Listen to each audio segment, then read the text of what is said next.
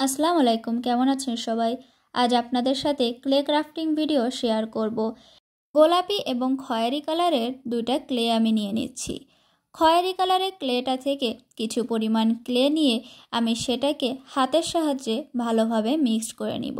এই ক্লেগুলা magic clay, খুবই soft হয়, এজন্য ক্রাফটিং করার আগে হাতের সাহায্যে ভালোভাবে মিক্সড করে নিতে হবে। মিক্স করার পরে এটাকে আমি একটা টুলসের সাহায্যে ভালোভাবে গোল করে নিব। গোল করার পরে হালকা করে চাপ দিব। এটাকে বেশি চাপ দেওয়া যাবে না, একদম চ্যাপটা করা যাবে না, জাস্ট হালকা করে একটু চাপ দিয়ে মসৃণ করে নিতে হবে। এবার গোলাপি কালারের ক্লেটা থেকে কিছু পরিমাণ ক্লে নিয়ে আবারও হাতের সাহায্যে ভালোভাবে মিক্সড করে নিব।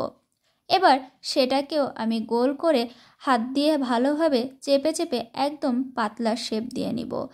একটু এলোমেলোভাবে শেপ দিয়ে নিচ্ছি। এটাকে একদমই পাতলা করে নিতে হবে। আসলে বলে বোঝানোর মতো এখানে কিছু নাই, আপনারা ভিডিওতে দেখলেই বুঝতে পারবেন কিভাবে আমি কাজটি করছি। এবার একটা কেচি দিয়ে আমি ঢেউ ঢেউ করে এটাকে কেটে নিব। এটা আসলে আমি একটা টপিংস বানাবো, এজন্য সেভাবেই আমি শেপটা দিয়ে নিচ্ছি। ভিডিওটা ভালোভাবে দেখলে আপনারা বুঝতে পারবেন কিভাবে করছি।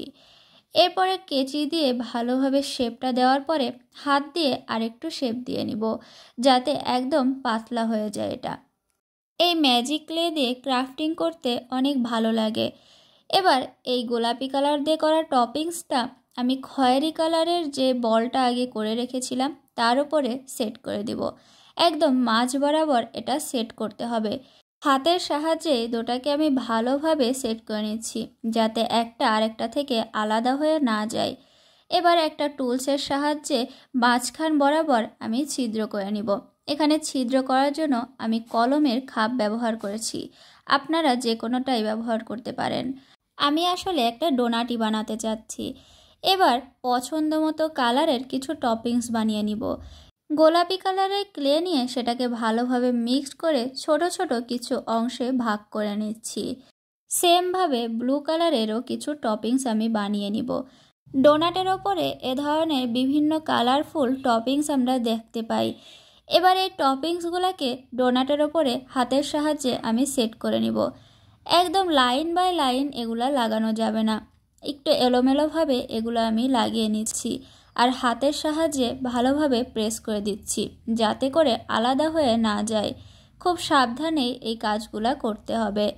আপনাদের কাছে এই ক্লে দিয়ে করা ডোনাটটা কেমন লাগলো অবশ্যই কমেন্টের মাধ্যমে জানাবেন। ভিডিওটা ভালো লাগলে আপনাদের পরিচিতদের মাঝে শেয়ার করতে পারেন। আমার পেজে নতুন হয়ে থাকলে লাইক ও ফলো দিয়ে পাশে থাকবেন। আজকে এ পর্যন্তই, ভালো থাকবেন সবাই।